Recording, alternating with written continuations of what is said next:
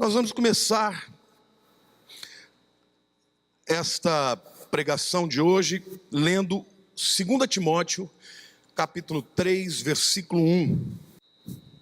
O texto diz assim: sabe, porém, isto, nos últimos dias sobrevirão tempos difíceis.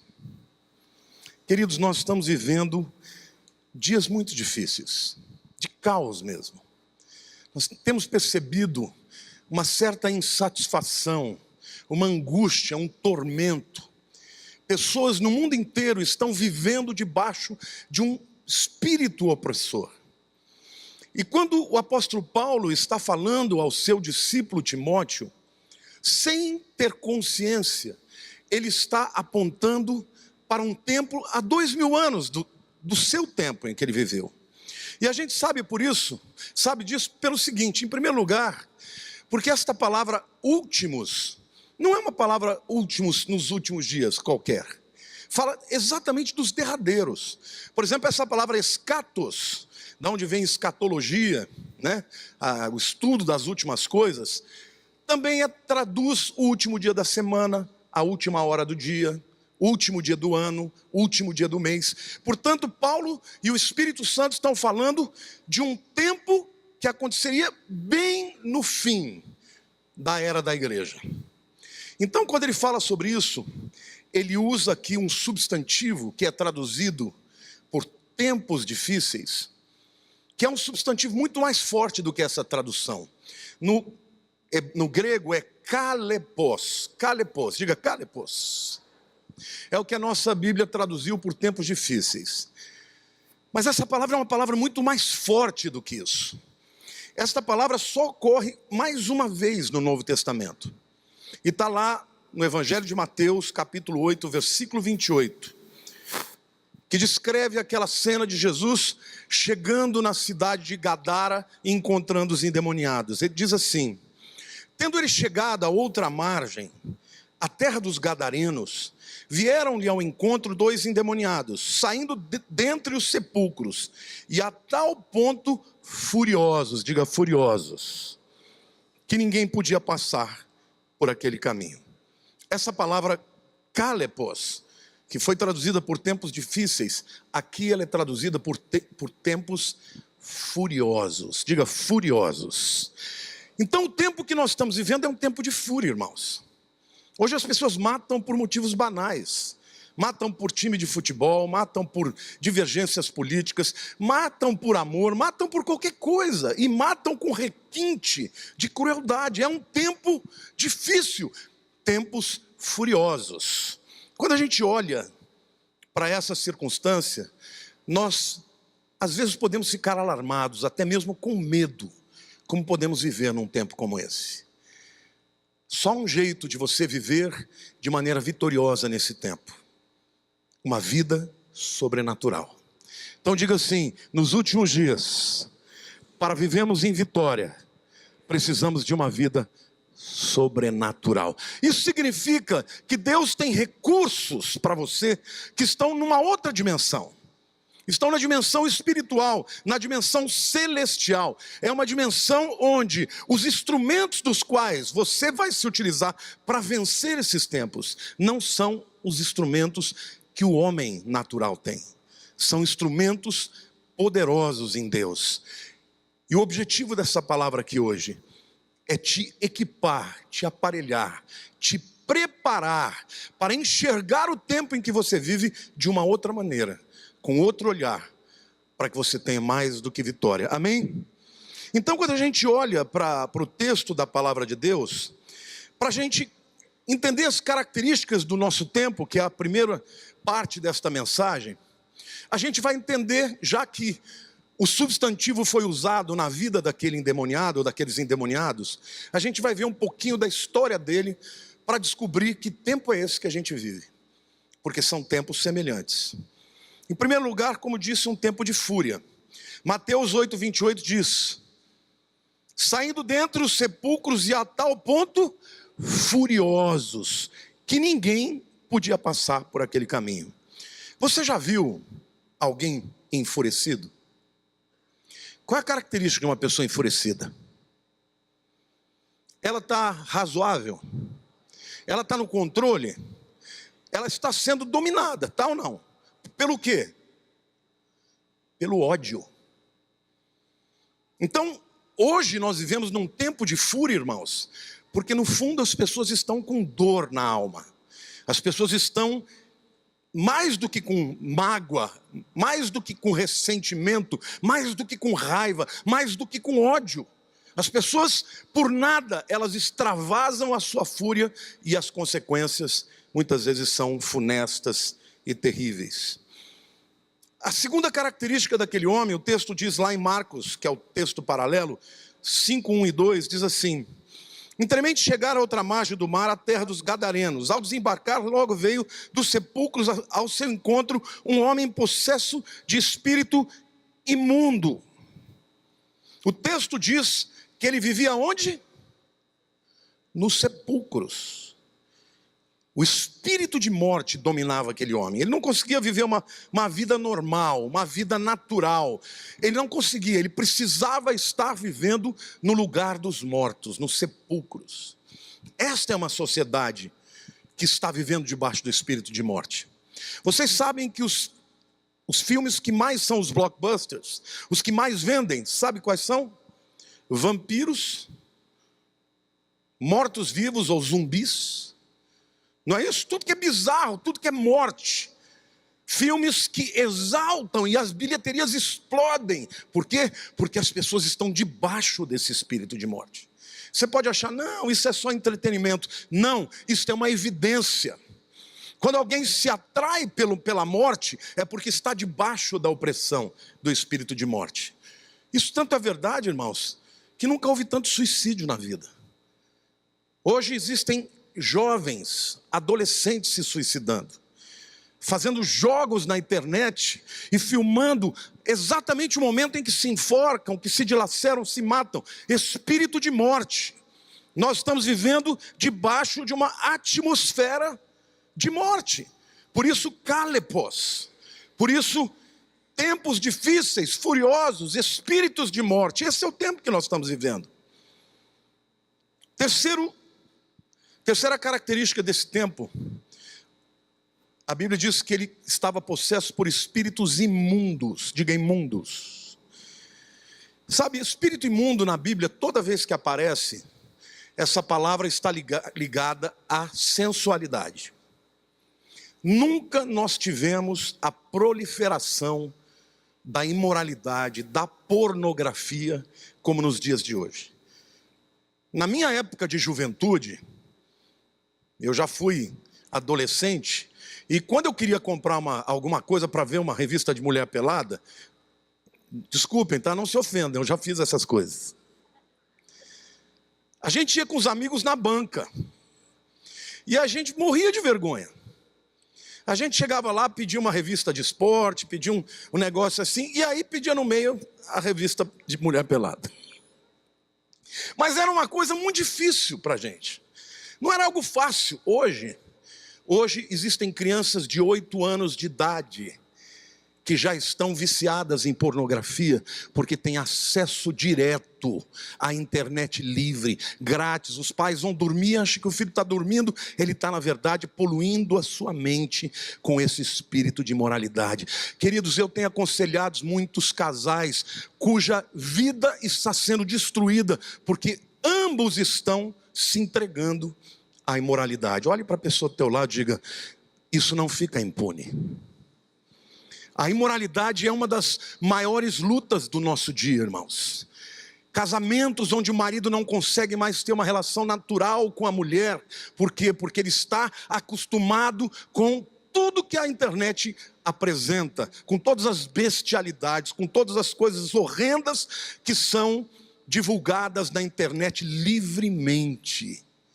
E muitos, inclusive pastores, vivendo debaixo deste espírito, desta cadeia.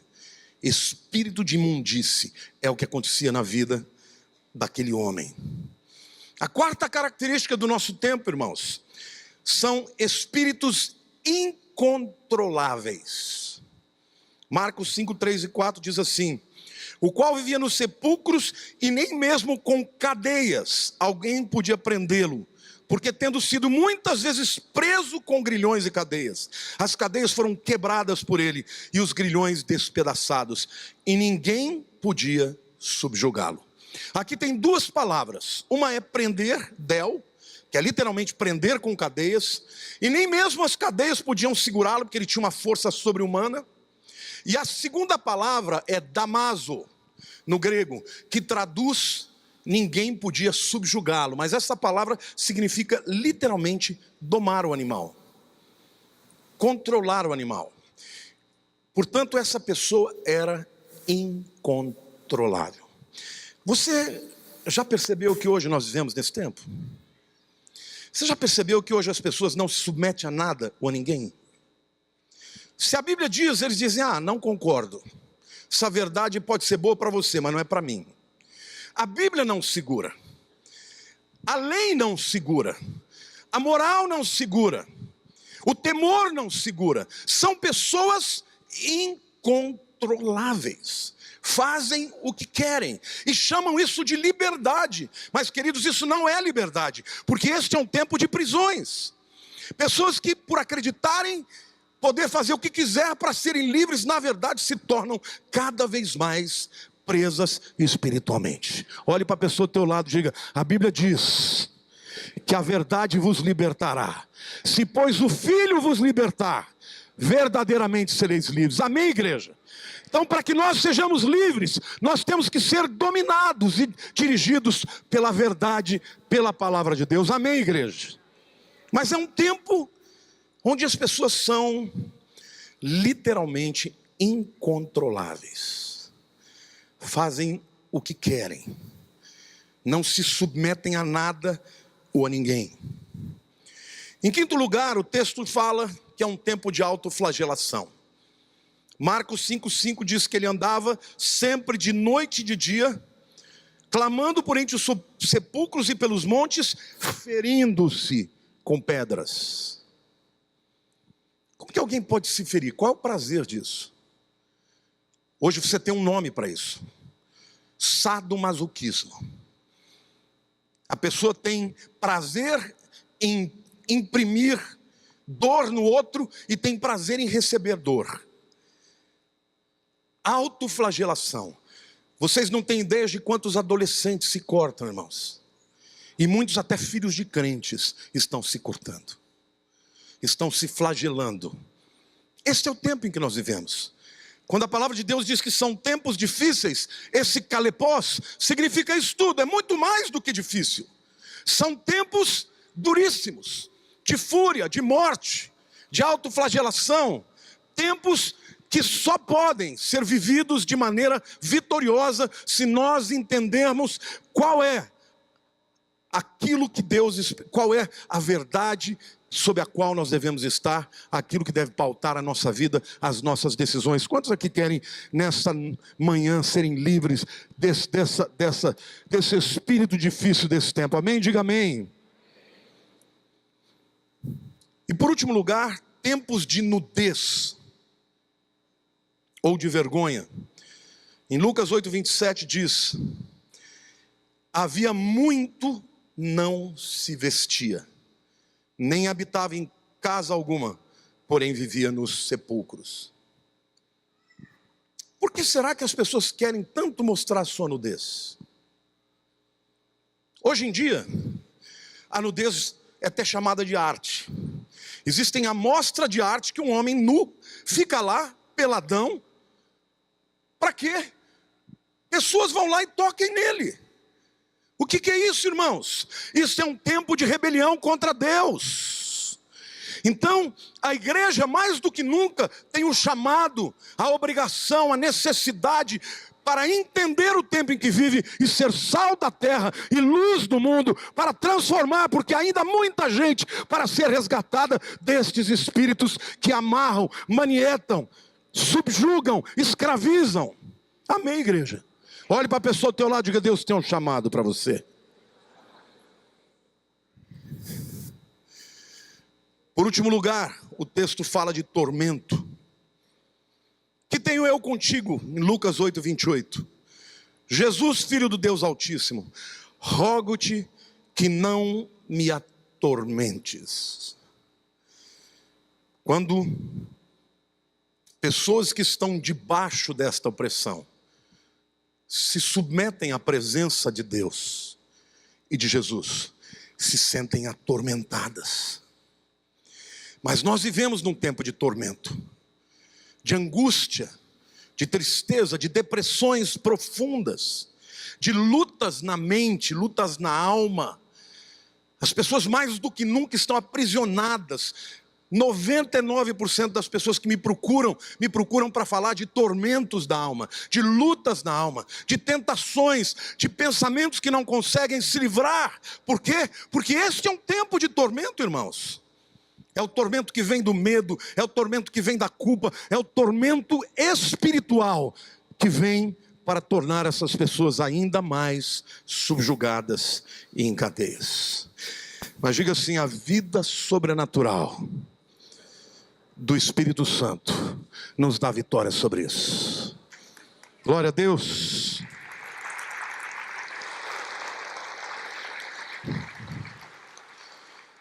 O texto que eu vou ler para contrapor a tudo isso que nós apresentamos aqui como kalepós, como tempos de fúria, de dificuldade, dos últimos dias, está lá em Gálatas capítulo 5, versos 19 a 23. A primeira parte, na verdade, descreve este tempo, mas a segunda parte, sobre a qual nós vamos meditar, nos dá a solução para uma vida sobrenatural no Espírito Santo. Gálatas 5, 19 a 23. Ora, as obras da carne são conhecidas e são prostituição, impureza, lascívia, idolatria, feitiçarias, inimizades, porfias, ciúmes, iras, discórdias, dissensões, facções, invejas, bebedices, glutonarias e coisas semelhantes a estas, a respeito das quais eu vos declaro, como já outrora vos preveni, presta atenção, que não herdarão o reino de Deus os que tais coisas praticam. Olhe para a pessoa do teu lado e diga assim: você vai ter que fazer uma escolha.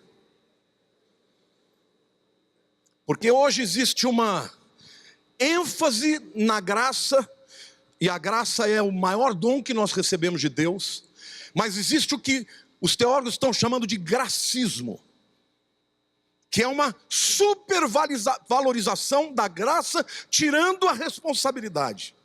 Porque a graça não é uma licença que você tem para viver no pecado. A graça é o poder de Deus para te livrar do pecado. Amém? Mas o fruto do Espírito é o amor, a alegria, a paz, a longanimidade, a benignidade, a bondade, a fidelidade, a mansidão e domínio próprio. Contra estas coisas não há lei. Então, como nós podemos nos prevenir contra esse tempo? Diga assim: pelo fruto do Espírito. Eu comecei falando de fúria, né? E a fúria, os psicólogos dizem que ela é resultado de mágoa. O indivíduo passa por alguma situação que lhe fere emocionalmente. Essa mágoa não tratada evolui para uma raiva, para uma raiz de amargura, que torna o indivíduo amargo, evolui para o ódio, e o ódio explicitado se torna fúria. Como é que você cura isso, irmãos? Você cura isso com o amor de Deus.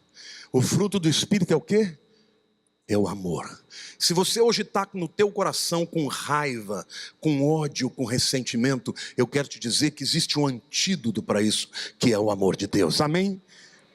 O amor, quando você se sente de fato amado, o que vem em seguida é gratidão. Você se lembra de quando você aceitou Jesus? Tem pessoas que cresceram na igreja, né? Essas pessoas não têm muito aquele divisor de águas. Ela vai se convertendo. Eu não, eu fui da pá virada.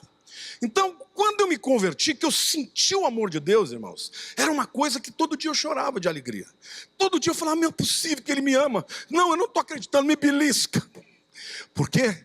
porque eu era de um jeito e agora sou de outro. Então eu quero declarar sobre a tua vida que o amor de Deus é extraordinariamente maior, mais poderoso. Ele é lenitivo, ele é bálsamo, ele é remédio para a ferida da dor. Amém? Nós vamos vencer a fúria neste mundo com o amor de Deus. É o amor de Deus que transforma as pessoas. O amor de Deus gera gratidão, que gera alegria, que gera a paz. Uma pessoa que é envolvida pelo amor de Deus, a fúria deixa de dominar o coração. E a paz que excede entendimento guardará os vossos corações e as vossas mentes em Cristo Jesus. As estatísticas, meus queridos, dizem que 80% das pessoas que são, de alguma maneira, estupradas, das crianças que foram violadas de alguma maneira, 80% acontece em ambiente controlado. Dentro da própria família, ou dentro de algum ambiente onde haja pessoas próximas. E pessoas que passam por isso, irmãos, ficam com uma dor muito grande. E acabam evoluindo para sentimentos de raiva, de indignação, de ódio. E muitas vezes de comportamentos furiosos. Vocês acham que o que resolverá o problema da violência? Vocês acham que o que resolverá o problema da violência é o governo? Ou é algum sistema de governo? Queridos, a única coisa que pode resolver o problema da violência é o amor de Deus, é o evangelho que vai converter as pessoas.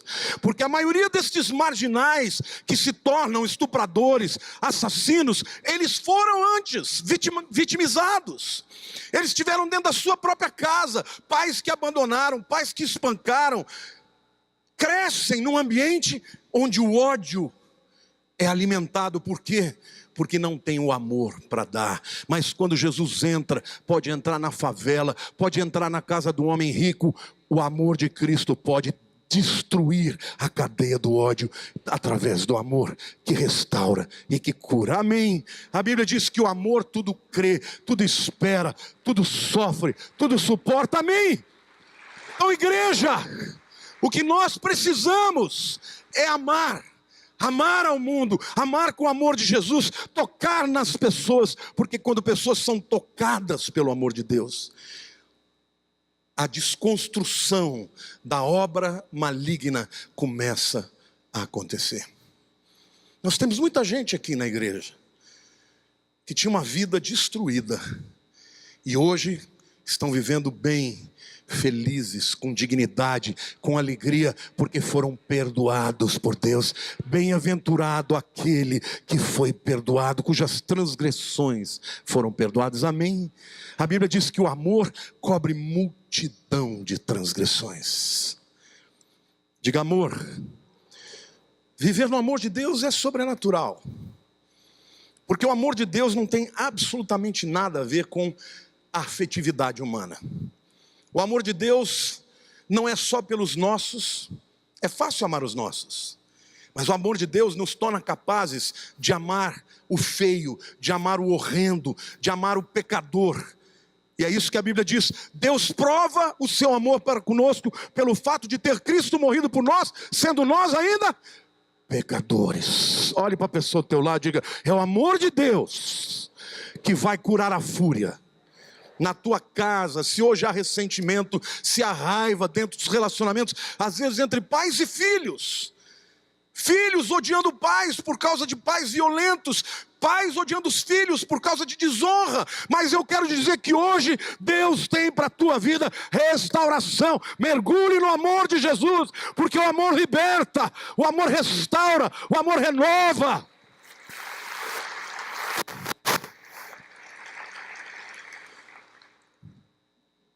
Para combater a morte, nós precisamos da vida no Espírito Santo. Queridos, quem dá a vida é o Espírito. Lá no livro de Gênesis, quando fala que Deus criou os céus e a terra, tem uma figura interessante. Diz que o Espírito Santo pairava sobre as águas. Esta palavra no hebraico significa literalmente bater asas.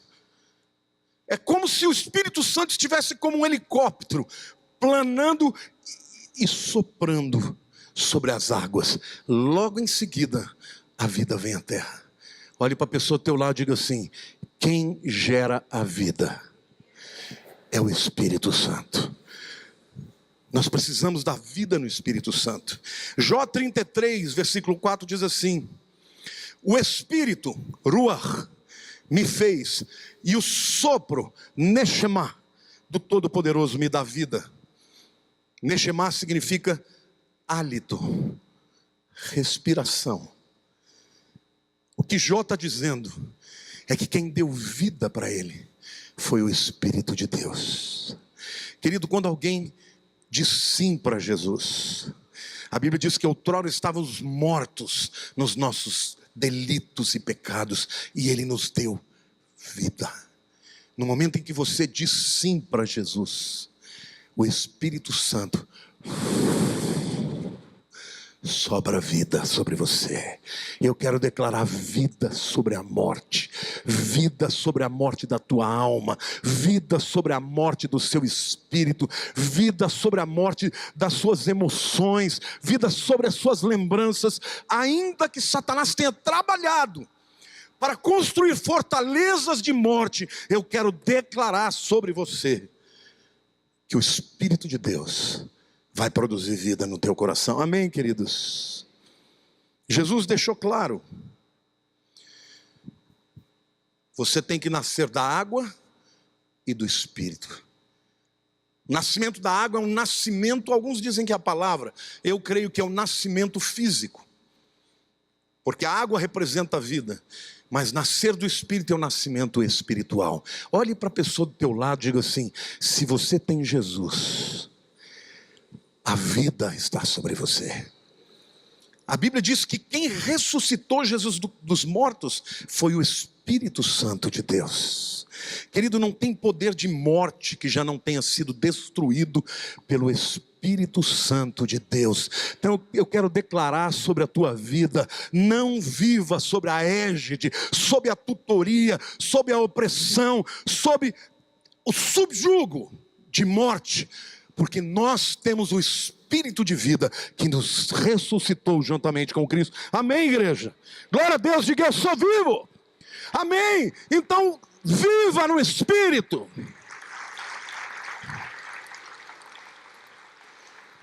Todos nós somos suscetíveis a mágoas, a dores, a decepções, mas o que você vai fazer com isso depende de você, porque Deus já te outorgou o Espírito Santo que habita em você, pelo qual todo mundo pode clamar: Abba, Pai.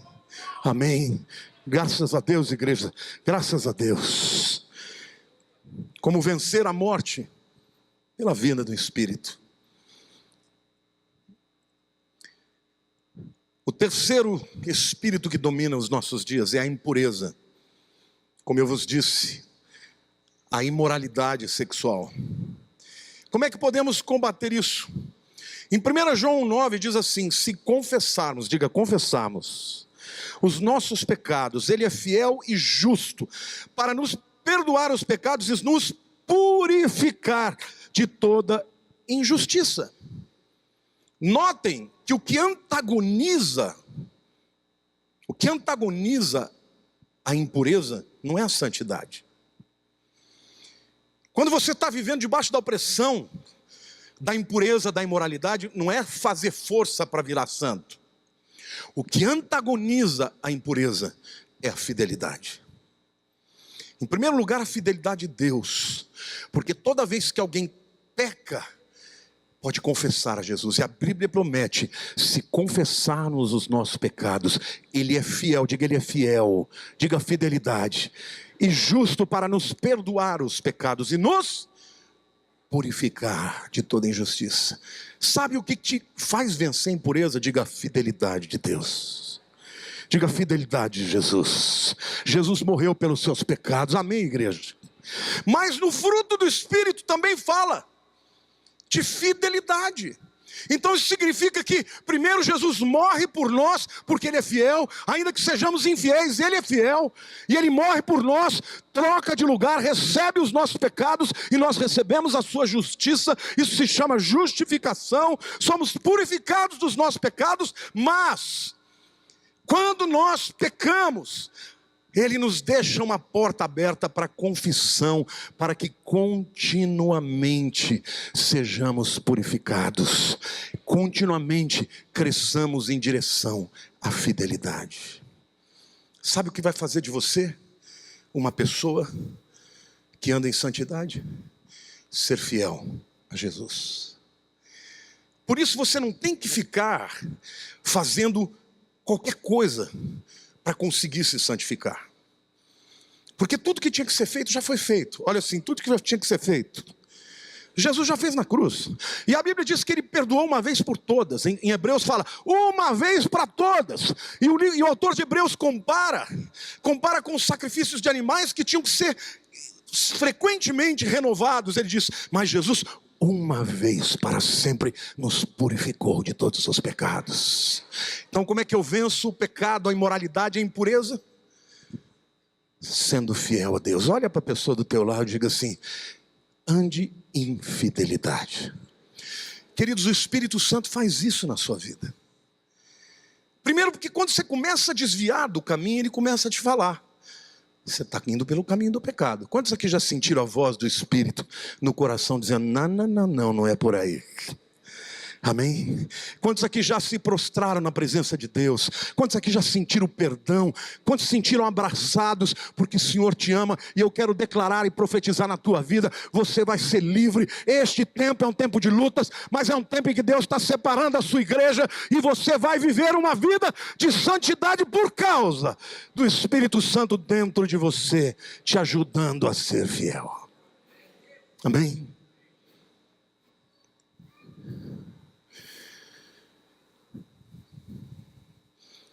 Em quarto lugar, espíritos incontroláveis.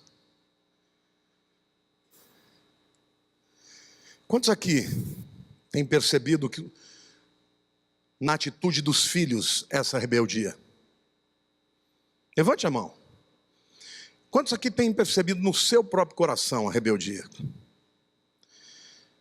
Quantos aqui percebem este espírito de descontrole na sociedade, irmãos?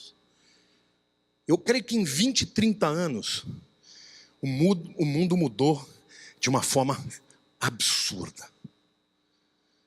Isso é resultado destes espíritos demoníacos que estão entrando na sociedade através da cultura, através do cinema, através da educação, através das manifestações populares, o ódio, a rebeldia. Eu tenho que quebrar as regras, não basta viver para mim, eu preciso impor aquela nova maneira de viver, de agredir a sociedade, acreditando que esta liberdade é positiva.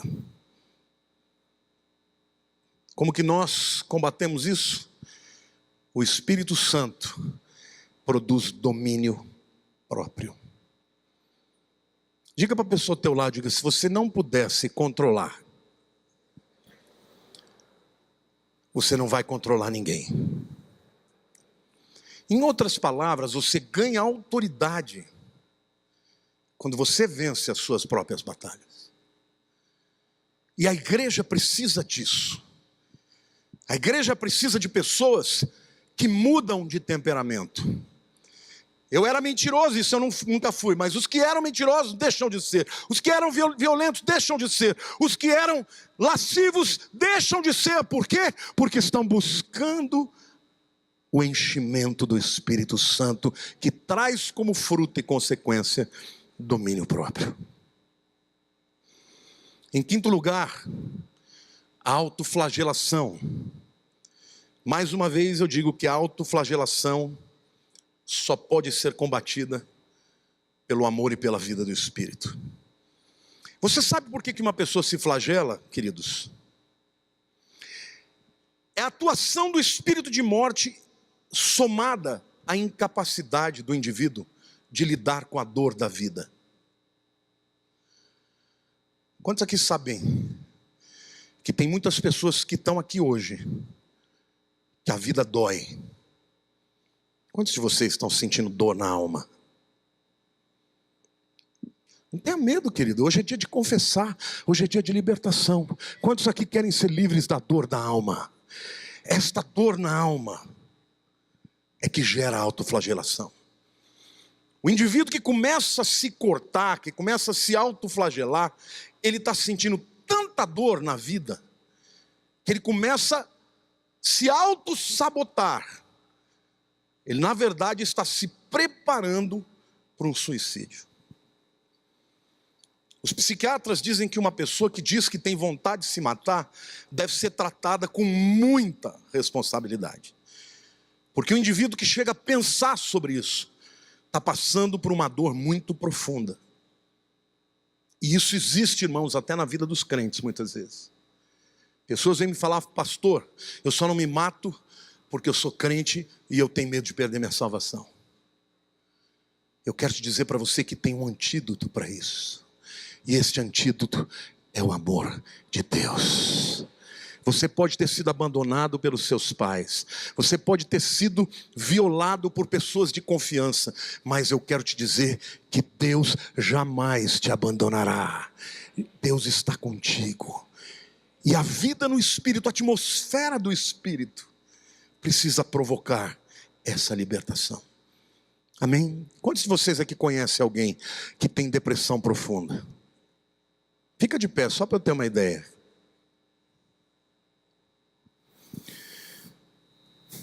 Olha quantas pessoas conhecem alguém que tem depressão profunda. E uma pessoa que tem depressão profunda, queridos, pode sentar, ela tem vontade de se matar. E muitas vezes ela precisa do remédio, porque o remédio vai de alguma maneira equilibrar a química, mas não basta a química, o remédio jamais curará a doença. O remédio, ele é muito bom para diminuir a dor. Mas o que cura uma depressão profunda é o amor de Deus, sobrenatural. Amém, irmãos? Eu me lembro que logo quando eu era recém-convertido, eu tive uma experiência muito interessante. Todo lugar que eu entrasse, que tivesse um endemoniado, a pessoa manifestava e ficava liberta, eu não precisava fazer nada. Eu entrava no lugar, a pessoa ficava possessa do nada. E eu comecei a achar que era o cara. Eu falava: demônio eu trato no pontapé. Novo convertido, irmãos, achando que eu era o cara. Um dia, eu estava deitado na minha cama, começaram a vir imagens de demônios contra a minha vida e contra a minha mente. E eu comecei a pensar coisas horrorosas de Deus, horríveis. Literalmente xingamentos vinham na minha mente de Deus.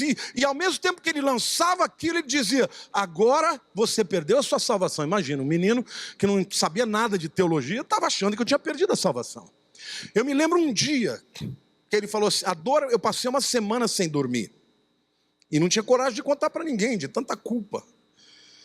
Eu subi na janela do meu prédio, 10º andar, e ele falava: pula, que isso vai amenizar a sua dor.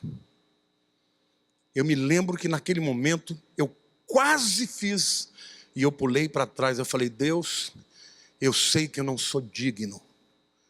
Se o Senhor quer me mandar para o inferno, vai mandar, mas eu não vou antes. E fiquei pedindo e clamando por perdão. No dia seguinte, o meu irmão me ligou, o Caio. Eu nem sei se ele morava em São Paulo naquela época, mas ele ligou e falou: o Espírito de Deus me mandou ligar para você. E Deus me mandou te dizer uma coisa, que Ele tem uma obra muito linda na sua vida, mas você nunca se ensoberbeça. Sempre esteja humilde na presença de Deus, porque senão o inimigo vai te destruir. E quando ele foi falando aquelas palavras, irmãos, eu comecei a chorar. E comecei a lavar minha alma.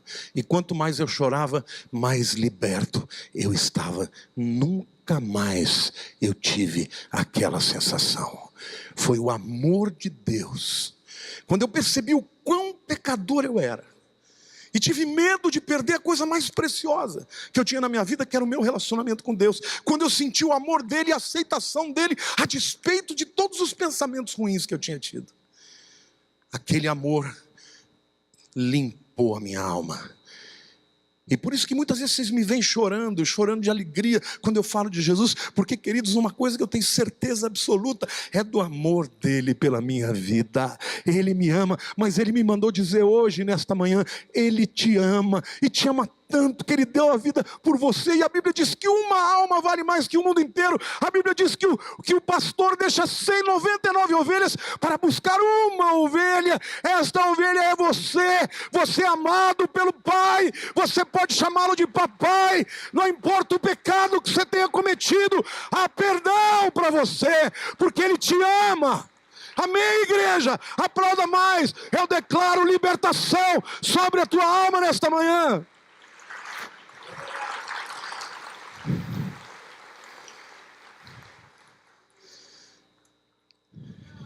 Não alimente mágoa, meu querido. Não fique lembrando das coisas ruins. Não se lembre das coisas que lhe fizeram. Se lembre do que Deus te fez. Porque se você andar em amor, não haverá lei contra você. Quem anda no Espírito não tem lei. Porque nós não obedecemos porque temos medo, mas obedecemos porque somos constrangidos por Ele. Todas as manhãs, a minha primeira oração: obrigado, Senhor, por me perdoar dos meus pecados. Me ajuda, Senhor, nesse dia, a viver para a Tua glória, a manifestar o Teu amor nesse mundo. Deus precisa de uma igreja forte, de uma igreja controlada pelo Espírito, dominada pelo Espírito, que traz como fruto, como resposta às demandas da vida, o dom do Espírito Santo. A sexta manifestação que precisa ser combatida é o espírito de nudez, que leva a uma vida de vergonha. E o que combate isso é uma vida de andar no Espírito. A palavra de Deus diz assim: andai no Espírito e não satisfarei os desejos da carne. Essa palavra andar no Espírito é peripatel. Diga peripatel. Peri é ao redor. O que é um perímetro? É a medida ao redor. Peripatel é andar ao redor do Espírito. Ao invés de você andar pelos seus caminhos, você anda em torno do Espírito. Então, andar em torno do Espírito, quanto mais próximo de uma atmosfera do Espírito Santo, menos os desejos da tua carne terão poder sobre a tua vida. Então é assim que a gente combate. Mas eu quero fazer uma análise aqui da questão da nudez, porque a língua hebraica é uma língua muito significativa. E ela tem 3 palavras diferentes para roupa. E elas explicam exatamente o que tem a ver a nudez e o estar vestido. Em Gênesis 3:21, a Bíblia diz assim: fez o Senhor Deus vestimenta de peles para Adão e sua mulher, e os vestiu. Diga vestimenta. No hebraico é lebush. Diga lebush. Esta palavra, o hebraico, para você entender, é uma língua que você não vê as vogais, só tem as consoantes. Então, a palavra lebush também pode ser lida como lobush. Lo é não, diga não. Bush é vergonha. O que significa vestimenta? Diga não vergonha. Tremendo, né, irmãos? A vestimenta, portanto, ela é entendida como uma proteção à vergonha. Quando o homem pecou, ele percebeu a sua vergonha. E o que disse não à vergonha foi a vestimenta feita da pele de um animal. O sangue daquele animal teve que correr, ele morreu para cobrir a vergonha deles. Ali nós temos a primeira profecia de que a nossa vergonha seria coberta pelo sangue de Jesus. Amém? Olhe para a pessoa do teu lado e diga: se você está em Jesus, a sua vergonha está coberta. Não é lindo isso, irmãos? Diga: lebush, não vergonha.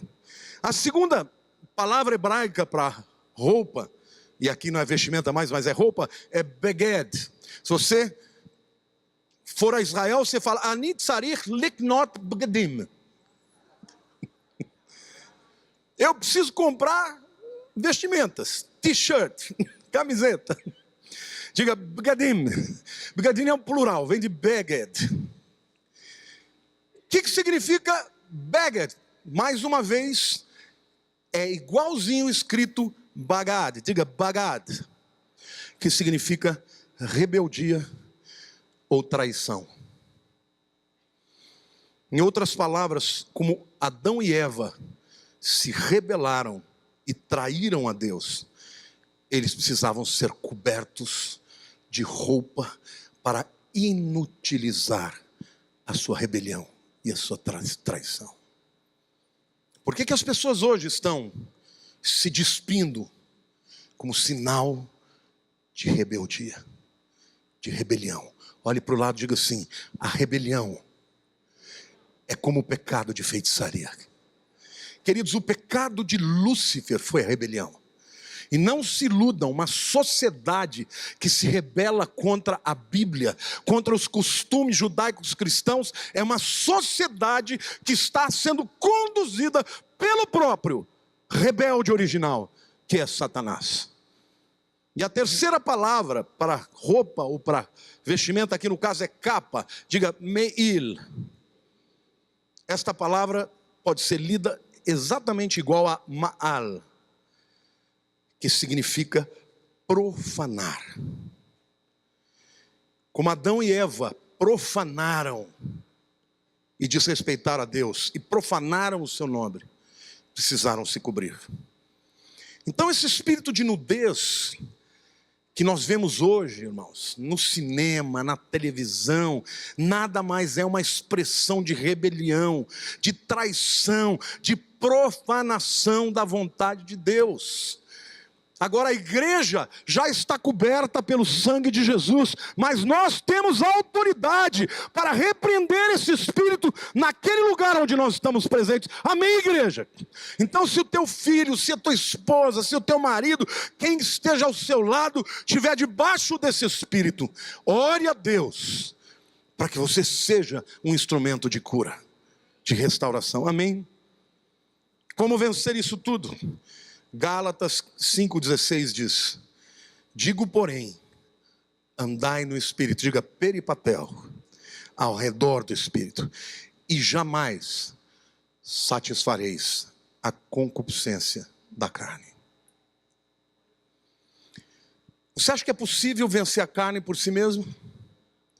Deixa eu falar uma coisa para você. A Bíblia diz que você expulsa demônios, resiste o diabo, mas foge da mulher adúltera. Ou do homem adúltero, né? Olhe para a pessoa ao teu lado e diga assim: essa é uma luta que você não pode vencer. Você tem que fugir. Amém? Como é que você vence? Foge. Foge. Tem gente, meu querido, que está doido para pecar. Sabe aquela coisa do namorado que fica perguntando assim: até onde eu posso ir? Pode isso, pode isso. Hoje essas coisas não existem mais, né? Mas no meu tempo existia. Hoje a molecada já pode tudo. Eles já cruzaram a linha faz tempo. Mas veja, deixa eu dizer para você. Se você ficar andando no limite, você vai cruzar o limite. Então você está aqui, é um precipício. Vamos supor que aqui tenha um cliff aí de 1000 metros. Eu não vou ficar andando aqui. Se isso aqui fosse um cliff de 1000 metros, eu ia andar aqui, ó. Por quê? Porque uma hora ou outra você vai cair. Quantos aqui querem vencer a carne? Querida, a coisa mais linda que pode haver é um relacionamento saudável entre um homem e uma mulher de Deus que se amam e que vivem um para o outro, para a glória de Deus. Não coloque em risco o teu casamento. Não coloque em risco a tua vida com Deus. Passe longe disso. Andai no Espírito e jamais satisfareis a concupiscência da carne. Quanto mais longe você vai, mais perto de cair está. E quando cai, vem a culpa, vem o domínio, vem a cadeia. E é por isso que tem muitos crentes vivendo uma vida espiritual miserável. Quantos creem que podem viver essa vida sobrenatural? E por último lugar, o tormento. Como é que se combate o tormento? Uma vida atormentada, uma vida de angústia, uma vida de culpa, uma vida de insatisfação. Você já viveu algum momento na sua vida em que nada estava bom? Você está comendo uma comida gostosa, ai que droga. Você entra na tua casa, quer ir embora. Está no trabalho, quer abandonar o trabalho. Está atormentado na sua mente. Já viveu assim?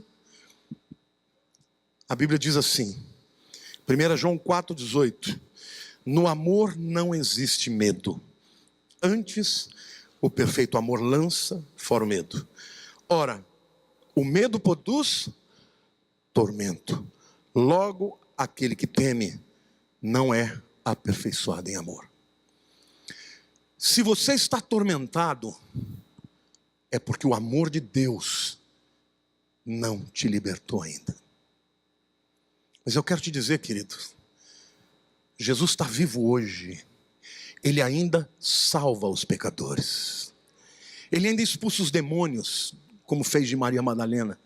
Ele ainda cura a enfermidade. Ele ainda recebe os intocáveis. Ele ainda transforma aqueles que a sociedade não encontra solução. Ele está aqui hoje para libertar a tua mente, para te encher do Espírito. Ele está aqui hoje para fazer de você uma pessoa vitoriosa, porque a Bíblia diz que em Cristo Jesus nós somos mais do que vencedores. Ele quer te dar vitória, vitória no corpo, vitória na alma, vitória no Espírito, vitória neste tempo difícil. Amém, igreja? Deus tem para você uma vida sobrenatural, uma vida de vitória. Põe a mão no seu coração, diga: Senhor Deus, eu creio que Tu enviaste Teu Filho Jesus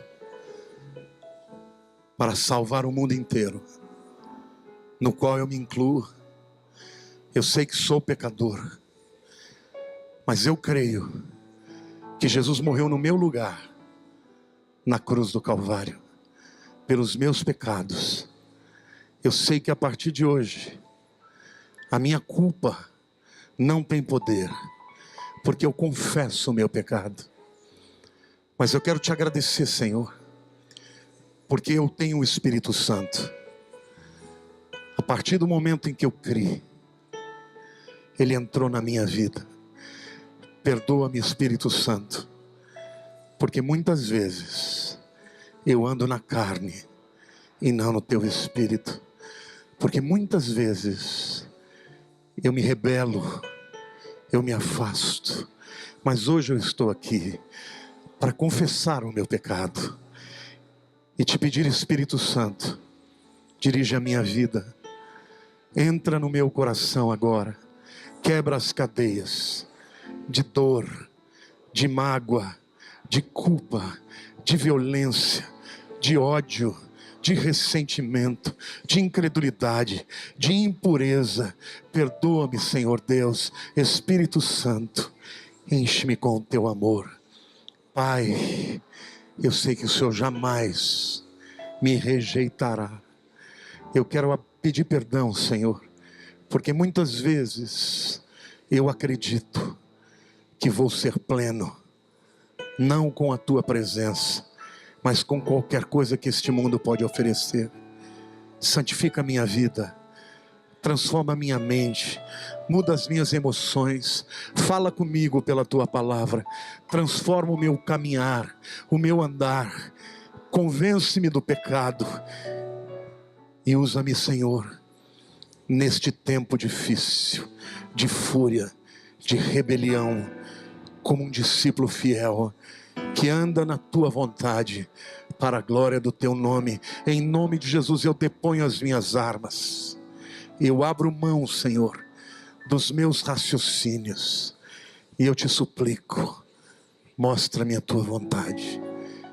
Obrigado por me cobrir a minha vergonha, por me resguardar, por me proteger, por me selar até o dia da redenção. Em nome de Jesus. Amém. Aleluia, igreja.